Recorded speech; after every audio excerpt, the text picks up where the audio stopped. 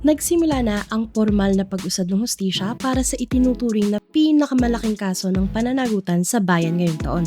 Eksaktong 9:00 ng umaga nitong Huwebes, humarap na ang mga abogado ni Vice President Sara Duterte sa House Prosecution Panel sa loob ng Senator CM Recto Room sa Senado.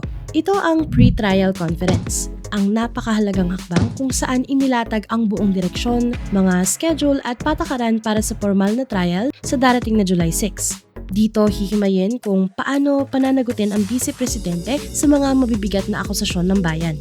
Para matiyak na magiging maayos ang palitan ng argumento, ginawang closed door o bawal muna ang publiko at media sa loob ng silid.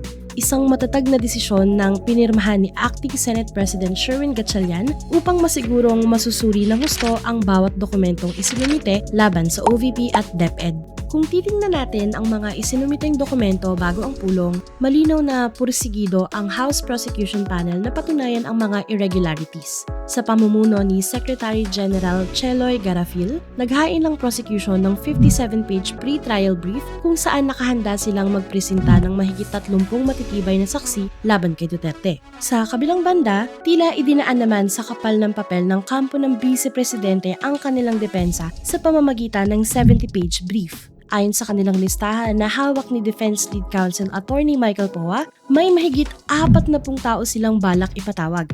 Kapansin-pansin na kasama sa mga pangalang gustong ipatawag ng defense team ay ang mga kritiko ng mga Duterte, tulad nila dating Senator Antonio Trillanes IV at Ramil Madriaga. Mukhang sinusubukan ng kampo ni VP Sara na lumikha ng ingay at ibaling sa politika ang usapin sa halip na direktahang sagutin ang mismong kontrobersya ng mga pondo. Mabilis namang kumalat ang mga ulat mula sa loob ng silid-pulungan na nagkaroon di umano ng matinding initan at tensyon sa pagitan ng dalawang grupo habang inilalagay sa mesa ang mga ebidensya ng prosecution. Agad itong binaliwala ni Attorney Poa sa isang ambush interview noong mag-break ang session at sinabing normal lang daw yon sa ganung klase ng diskusyon. Depensa niya, bahagi lang ito ng proseso para sa pagmamarka ng mga ebidensya. Ngunit sa likod ng mga ngiti sa media, ramdam na hindi naging madali ang umaga para sa defense team. Marami silang kinakailangan tanggaping teknikal na patakaran upang hindi na lalong humaba at mabaon ang Vice Presidente kapag nagsimula na ang aktwal na trial sa July. Ang pinakamalaking patunay na naiipit ang depensa ay ang kanilang formal na hiling sa Senado.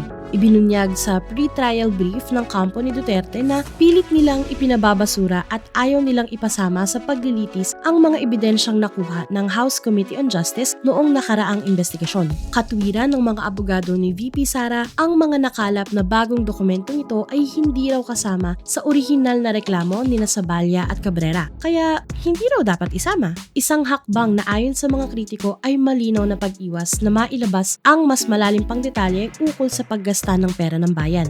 Ito ngayon ang isa sa mga pinakamalaking legal na harang na kailangang desisyonan ng Senado. Kung papayagan ng mga mambabatas ang mga dagdag na ebidensya, mas lalong hihigpit ang tali sa leeg ng depensa. Kaya naman, ganun na lamang ang pagpilit ng kampo ni Poa na maiharang ito bago pa maghulyo.